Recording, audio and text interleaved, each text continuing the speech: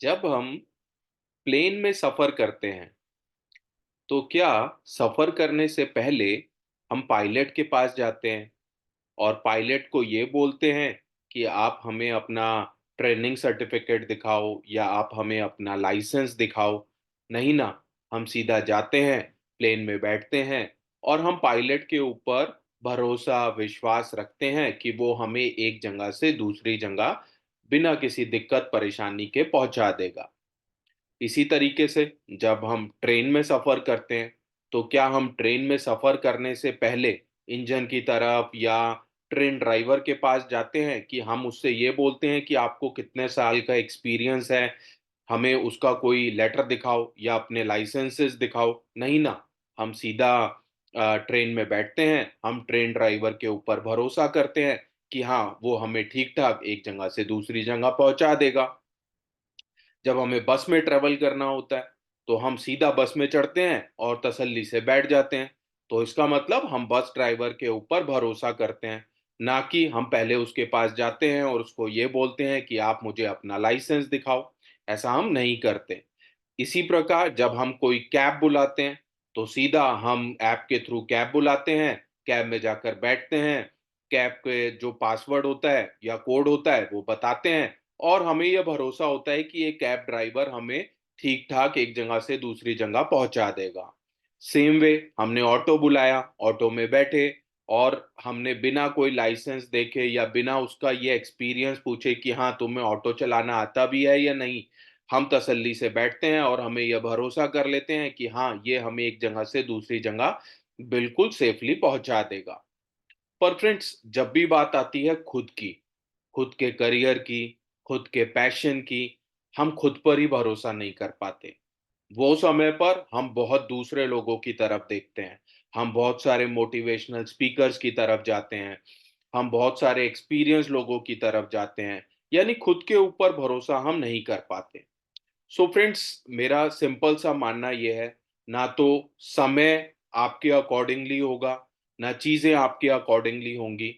आपको वो चीज़ें और समय अपने अकॉर्डिंगली बनाना पड़ेगा। पैशन आपका है, ड्रीम आपके हैं, तो पूरा करने के लिए भी मेहनत तो आप ही को ही करनी पड़ेगी। तो नमस्कार दोस्तों, मेरा नाम दीपक जैन है और मैं हूँ founder infinity games LLP. So friends, मैं जब भी बात करता हूँ खुद के पैशन की, खुद के ड्रीम्स को फॉलो करने की, तो आपने भी किसी सोच के साथ इसी ड्रीम और इसी पैशन को फॉलो करने के लिए इंश्योरेंस कंपनी की एजेंसी ली है। अब इंश्योरेंस कंपनी की आपने एजेंसी तो ले ली है, आपसे आपके डेवलपमेंट ऑफिसर, ब्रांच मैनेजर, आपके सेल्स मैनेजर, रिलेशनशिप मैनेजर्स बस आपसे बिज़नेस ही माँगने वाले हैं। उनका सिंपल सा एक ही फंडा है कि सर आज आप बताओ क्या बिज़नेस लॉगिन करने वाले हो। लेकिन आपको जो चाहिए वो ये कि आप नए क्लाइंट ढूँढोगे कहाँ से, नया बिज़नेस जनरेट कैसे करोगे। तो आज मैं आपसे बात करने वाला हूँ एक स्ट्रैटेजी और जिसको मैं हमेशा से नाम देता हूँ विजिटिंग कार्ड स्ट्रैटेजी।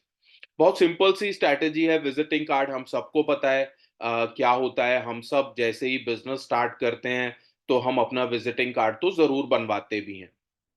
बट मैं आज आपसे एक पास्ट का एक ऐसा एक्सपीरियंस शेयर करूँगा, वो कहते हैं ना कि हम भी फील्ड से बहुत कुछ डेली बेसिस पर सीखते हैं।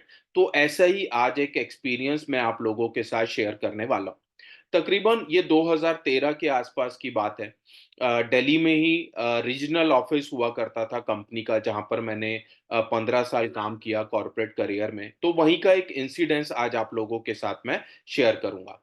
सो फ्रेंड्स, ऐसे ही तकरीबन 35 से 40 लोग उस एक ट्रेनिंग सेशन में थे और बीइंग ब्रांच हेड मैं वो ट्रेनिंग को कंडक्ट कर रहा था। तो रूटीन में डिस्कशन जो हम कर रहे थे वहाँ पर वो ये कि आप बताइए कि आप हम सभी से ये पूछ रहे थे कि आप नए क्लाइंट्स ढूँढने के लिए, नया बिज़नेस जनरेट करने के लिए क्या करते हो? तो काफ़ी सारे लोगों से हमने बहुत सारी स्ट्रैटेजीज़ सीखी। एक साहब पीछे को बैठे हुए थे कॉर्नर में, उन्होंने हाथ उठाया और उन्होंने भी बोला कि मैं कुछ बोलना चाहता हूँ। तो मैंने उनको आगे बुलाया और जब वो आगे आए तो आप ये मान के चलिए जो दोनों हाथ थे, वो दोनों हाथ उनकी अपनी पॉकेट के अंदर थे। तो वो आए, आगे आकर खड़े हुए उन्होंने सिंपल सा ये बोला, देखो सर, मैं क्या करता हूँ ना, मेरी दोनों पॉकेट्स में ना हमेशा 100-100 विजिटिंग कार्ड मेरे होते हैं। मैं तो, आप समझो कि वो दिल्ली के अंदर एक एरिया है करोल बाग, काफ़ी अच्छी कमर्शियल मार्केट है वहाँ पर, और करोल बाग के पास ही टैंक रोड करके एक जीन्स की मार्केट है। तो वो करोल बाग में रहते थे, और उन्होंने जो मुझे बताया वो ये कि सर, हम तो बहुत सिंपल सा ये करते हैं कि हमें कहीं पर भी किसी भी क्लाइंट के पास जाना होता है, तो हम ना तो स्कूटर से जाते हैं ना गाड़ी से जाते हैं, हम तो बस पैदल जाते हैं। और जब हम पैदल जाते हैं तो रास्ते में टैंक रोड में जितनी भी सब अच्छी अच्छी शोरूम्स हैं, शॉप्स हैं, वहां पर हम अपना विजिटिंग कार्ड देते हुए जाते हैं, और उसी से ही हमें क्लाइंट मिलते हैं, उसी से हमें नया जो बिजनेस है वो क्रिएट होता है। मुझे ऐसा लगा कि हो सकता है बहुत सारे लोगों ने बहुत सारे आइडिया दिए, तो ये भी अपनी कुछ बात कहने के लिए आ गए। तो मैंने कहा, अच्छा, अभी आपके पास पॉकेट में है विजिटिंग कार्ड? तो सरप्राइजिंगली उन्होंने दोनों हाथों से अपनी दोनों पॉकेट में से विजिटिंग कार्ड्स निकाले, और तकरीबन तकरीबन 100-100 विजिटिंग कार्ड्स उनकी जो दोनों पॉकेट्स में थे वो निकल कर आए। मैंने उनसे पूछा, मैंने कहा, अच्छा चलो, आप ऐसा तो करते हो कि आप स्कूटर या कार का इस्तेमाल नहीं करते, आप पैदल जाते हो, बट क्या आपको झिझक महसूस नहीं होती? तो उन्होंने पहली बात का तो रिप्लाई ये किया, सर, हम तो अपना काम कर रहे हैं, व्यापार है, ये हमारा बिजनेस है, इसमें शर्म किस बात की, इसमें झिझक किस बात की? हम तो सर्विसेज दे रहे हैं, हम तो किसी भी परिवार को सिक्योर कर रहे हैं, तो इसमें झिझक और शर्म किसी बात की? मैं बिल्कुल एग्री किया उनकी बात से। दूसरा, उन्होंने जो बात बोली वो मुझे बहुत अच्छी लगी। उन्होंने कहा कि सर देखो, हम टैंक रोड जैसे ही मार्केट में जाते हैं आज, अप्रॉक्सीमेटली उन्होंने मुझे बताया कि 60% जो टैंक रोड है वो उनका क्लाइंट है। तो लेकिन हाँ, ये बात ज़रूर है कि वो एक दिन में नहीं बना, ये भी बात पक्की है। बट उन्होंने सिंपल स्टार्ट कैसे किया कि वो हर शॉप पर जाते थे, अपना विज़िटिंग कार्ड देते थे, और इस तरीके से वो पैदल चलते हुए हर शॉप पर अपना विज़िटिंग कार्ड देते हुए जाते थे। तो मैंने उनको पूछा कि ऐसा नहीं होता था कि आपके सामने ही आपके विजिटिंग कार्ड को फाड़ देता होगा कोई, फेंक देता होगा कोई? तो उन्होंने बड़े प्राउडली एक चीज़ बोली, जो मुझे बहुत अच्छी लगी, जो मैं आज समझो कि आज 2013 के बाद भी आज 2024 हो गया, लेकिन मैं ये स्ट्रैटेजी सभी लोगों को बताने की कोशिश करता हूँ। तो उन्होंने प्राउडली बोला, देखो सर, ऐसा है कि हम जिसके भी हाथ में अपना विजिटिंग कार्ड देते हैं ना, being a insurance consultant, being a insurance adviser, वो हमारे विजिटिंग कार्ड को ना बहुत संभाल कर रखते हैं। और ऐसा नहीं है कि वो आज ही हमसे पॉलिसी ले लेंगे, ऐसा भी नहीं है। आप समझो कि उन्होंने मुझे ये बताया कि किसी ने 6 महीने के बाद, किसी ने 1 साल के बाद, किसी ने 2 साल के बाद, उन्हीं शॉप ओनर्स ने उनको पॉलिसी लेने के लिए कॉल किया, बुलाया, बहुत अच्छे से उनको नाश्ता पानी कराया वहाँ पर, पूरे प्रोडक्ट समझे और फिर उनसे पॉलिसीज़ ली। तो फ्रेंड्स, बिलीव मी, आप भी ये स्ट्रैटेजी का इस्तेमाल कर सकते हो। सबसे पहले तो आपको शर्म छोड़नी होगी। शर्म इसलिए छोड़नी होगी क्योंकि ये सर्विस इंडस्ट्री है, और सर्विस इंडस्ट्री है। दूसरा, आप जिस भी क्लाइंट के पास जा रहे हो, आप उसके लिए, उसके परिवार के लिए कुछ बेटरमेंट के लिए ही जा रहे हो। तो दूसरी बात ये कि आप जिस भी क्लाइंट को आप अपना कार्ड दोगे, वो आपके कार्ड को बहुत सँभाल कर रखने वाला है। ये बात पक्की है कि हो सकता है कि वो एकदम से आजकल में ही आपको अप्रोच ना करे, बट हाँ, आपको वो अप्रोच ज़रूर करेगा, जब भी क्लाइंट को कोई भी रिक्वायरमेंट महसूस होगी। सो फ्रेंड्स, आज के इस वीडियो में मैंने आपके साथ डिस्कशन किया विज़िटिंग कार्ड स्ट्रैटेजी का।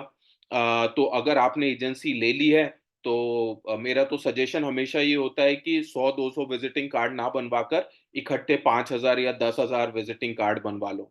बहुत सस्ते आजकल बन जाते हैं विजिटिंग कार्ड्स, और जब 5,000 या 10,000 विजिटिंग कार्ड्स बनवा लोगे ना, तो जब वो रखे-रखे दिखेंगे, तो आपको खुद महसूस होगा कि इतने सारे विजिटिंग कार्ड्स का मैं क्या करूँ? और जो स्ट्रैटेजी मैंने आज आपको बताई है ना, उसको आप यूज़ करना स्टार्ट कर दोगे। आप, ज़रूरी नहीं है कि आपको भी करोल बाग या टैंक रोड वाली मार्केट में ही जाना है। आप जिस भी एरिया में रहते हो, आप इंडिया के जिस भी लोकेशन में हो, अपने आस-पास की मार्केट तो है ही आपकी।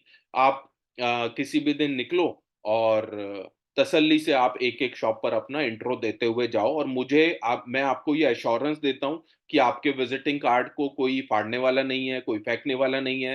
रादर आपके विज़िटिंग कार्ड को वो बहुत सँभाल कर रखेंगे और जब भी उन्हें अपने लिए या अपने परिवार के लिए इंश्योरेंस या सर्विसेज़ की ज़रूरत महसूस होगी, तो वो आपको कॉल ज़रूर करेंगे।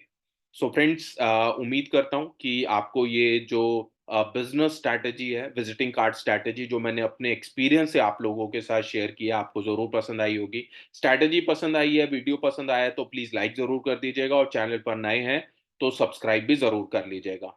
एवरी संडे 11 बजे यूट्यूब लाइव के ऊपर हम लोग मिलते हैं, तो प्लीज़ मिस मत कीजिएगा। So friends, thank you so much. आप लोगों का दिन शुभ हो। Thank you.